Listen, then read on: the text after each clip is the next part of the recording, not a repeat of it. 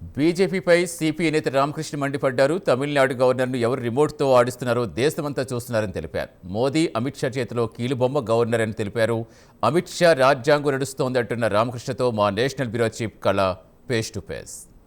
తమిళనాడులో ఎలక్షన్ జరిగాయి, కానీ ఇప్పటి వరకు కూడా ప్రభుత్వం ఏర్పాటు చేయడానికి టీవీకే ఏదైతే తన ఎమ్మెల్యేల మద్దతుతో దాదాపు ఇప్పటి వరకు కూడా 3 సార్లు గవర్నర్తో కలవడము, వారికి ఉన్నటువంటి మద్దతు అన్నీ కూడా చర్చించినటువంటిది.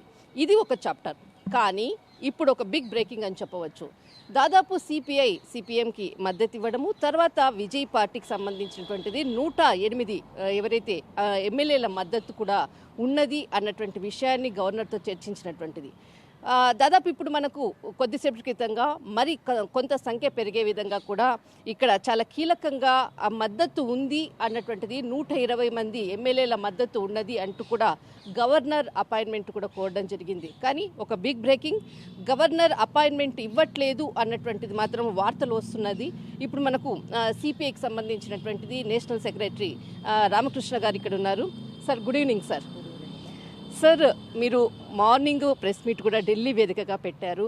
కానీ దాదాపు 4 రోజుల నుంచి ఎప్పుడైతే రిజల్ట్ వచ్చిందో 4వ తారీఖు నుంచి ఇప్పటి వరకు తమిళనాడులో జరుగుతున్నటువంటి పరిణామాలను మీ పార్టీ దగ్గరుండి అటు విజయ్కి కూడా విజయ్కి మద్దతు ఇవ్వడం కూడా జరిగింది.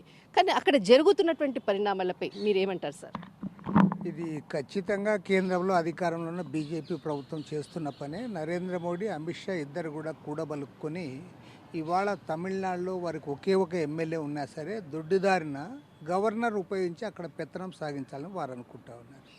అందులో భాగంగానే ఇవాళ అన్నా డిఎంకేతో కలిసి ఉంటే ఈ పాటికే వారు ఎప్పుడో గ్రీన్ సిగ్నల్ ఇచ్చిండేవారు. పైగా బీజేపీతో కలిసి ఉంటే ఇంకా బ్రహ్మాండంగా ఆదరించి ఉండేవాళ్ళు. కానీ ఇవాళ ఆయన బీజేపీతో కలవకుండా స్వతంత్రంగా ఉండడమే కాకుండా ఇతర పార్టీలను కూడగట్టి ఇవాళ ప్రభుత్వాన్ని ఏర్పాటు చేయడం ముందుకు వచ్చాడు. అందులో సెక్యులర్ పార్టీలు Congress party, CPI, CPM, BCK పార్టీల మద్దతు తీసుకున్నారు కాబట్టి ఇవాళ దాన్ని కంటగింపుగా తీసుకుంటా ఉన్నారు. అందువల్ల ఇవాళ ప్రభుత్వాన్ని ఏర్పాటు చేయకుండా అన్ని రకాల అడ్డంకులు కూడా సృష్టిస్తూ ఉన్నారు. ఇప్పటికే 3 సార్లు విజయ్ గారు కలిశారు.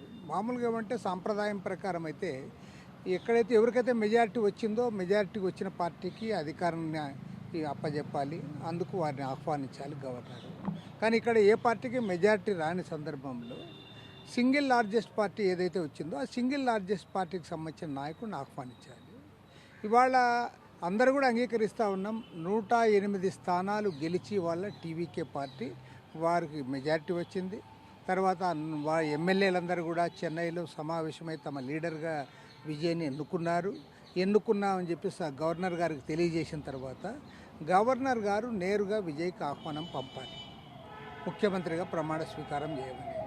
ఆ పని చేసిన తర్వాత ఆయన కావాల్సిన డేట్ కూడా పెట్టచ్చు. మీరు ఒక 10 రోజులుగానో 15 రోజుల్లోనో లేదా ఒక నెల రోజుల్లో మీరు బల నిరూపణ చేసుకోండి అని చెప్పాలి. ఆ బల నిరూపణ కూడా ఎక్కడో కాదు జరగాల్సింది, గవర్నర్ బంగ్లాలో కాదు, ఖచ్చితంగా ఫ్లోర్ ఆఫ్ ది అసెంబ్లీలో జరగాలి. కానీ నీవు అసలు ఆయన ఆహ్వానించడానికి నీకు ఇష్టం లేదు, పలు రకాలుగా ఇబ్బందులు పెడతా ఉన్నావు, నీకు మెజారిటీ లేదన్నావు. ఇవాళ మెజారిటీ వచ్చింది, ఆయనకి 120 మంది ఎమ్మెల్యేల మద్దతు ఉంది.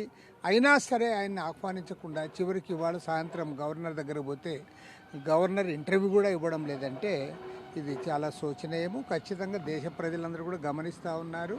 గవర్నర్ల వ్యవస్థను చెప్పు చేతుల్లో పెట్టుకొని వాళ్ళందరూ కూడా కీలుబొమ్మలుగా మార్చి కేంద్రంలో అధికారంలో ఉన్న నరేంద్ర మోడీ ప్రభుత్వం ఇవాళ ఇలాంటి దీనికి పూనుకుంటా ఉంది. దీన్ని ఖచ్చితంగా ప్రజాస్వామ్యవాదులందరూ కూడా ఖండించాలి. మన రాజ్యాంగం ప్రకారం మెజారిటీ ఒక పార్టీకి రానప్పుడు సింగిల్ లార్జెస్ట్ పార్టీని ఆహ్వానించడం అనేది సాంప్రదాయం. గతంలో పార్లమెంట్లో అదే జరిగింది, అదేవిధంగా అసెంబ్లీలో కూడా పలు దఫాలు అది జరిగింది. ఇక్కడ వీసీకే పార్టీ మొట్టమొదట మద్దతు ఉంది అని చెప్పారు. కానీ తర్వాత చూస్తే మేము అలాంటిది ఏం మద్దతు ఇవ్వలేదు, మీరు అది ఏఐతో రూపొందించినటువంటి లెటరు అంటూ కూడా మనకు వీసీకే సంబంధించినటువంటి పార్టీ అధినేత కూడా చెప్పడం జరిగింది. అంటే అతని అంటే పార్టీ యొక్క మద్దతు లేకుండానే ఆయన ఆమోదం పొందినట్లుగా తీసుకున్నటువంటి ప్రూఫ్స్ అవి ఉన్నాయి అన్నటువంటిది. దీని గురించి మీరేమంటారు సార్? ఇప్పుడు వీసీకే పార్టీ ఇచ్చిందా లేదంటే ఇంకో పార్టీ మద్దతు ఇచ్చింది అనేది అది material thing. First of all single largest party ఎవరు, లేదా ఏ పార్టీకి మెజారిటీ రాలేదో అందరూ స్పష్టంగా కనపడతా ఉంది. ఎందుకంటే మెజార్టీ రావాలంటే 118 స్థానాలు గెలవాలి, కానీ 108 సీట్లే గెలిచింది. కాబట్టి అలా సింగిల్ లార్జెస్ట్ పార్టీగా వారిని ఆహ్వానించిన తర్వాత టైం ఇవ్వండి. ఒకవేళ నీకు అసెంబ్లీలో ఆయన ఫ్లోర్లో తన మెజారిటీని ఆయన రుజువు చేసుకోకపోతే ఆటోమేటిక్గా దిగిపోతాడు. అంతేగాని నేను ఫ్లోర్ నా బంగ్లాలోనే చూస్తాను, నీ లిస్టు చూస్తాను, నీ సంతకం చూస్తాను అని నువ్వు ఎందుకు చెప్తా ఉన్నావు? నీకు ఒక దురుద్దేశం ఉంది కాబట్టి, నీవు డిక్టేట్ చేయాలనుకుంటా ఉన్నావు కాబట్టి, ఇబ్బందులు పెట్టాలనుకుంటున్నావు కాబట్టి గవర్నర్ ఈ రకంగా వ్యవహరిస్తూ ఉన్నావు. గతంలో సాంప్రదాయాలు ఉన్నాయి కదా. మహారాష్ట్రలో ఏం జరిగింది? ఆనాడు వాజ్పేయి గారు ఆ రోజు ఆయన ప్రధానమంత్రి అయినప్పుడు ఏం జరిగింది? ఆ రోజు ఆయనకు మెజారిటీ లేదు కదా. ఆయనకి అది ఇచ్చారు, ప్రధానమంత్రిగా ఆహ్వానించారు, తర్వాత ఆయన ఇది పోయాడు. కాబట్టి ఏమంటే ఇది చాలా క్లియర్గా జరుగుతూ ఉంది. ఒక్క తమిళనాడులోనే కాదు, దేశవ్యాప్తంగా గవర్నర్లు అందరూ కూడా ఆర్ఎస్ఎస్ వాళ్ళు ఉంటా ఉన్నారు. వాళ్ళందరూ కూడా అమిత్ షా గారి చెప్పు చేతుల్లో నడుచుకుంటా ఉన్నారు.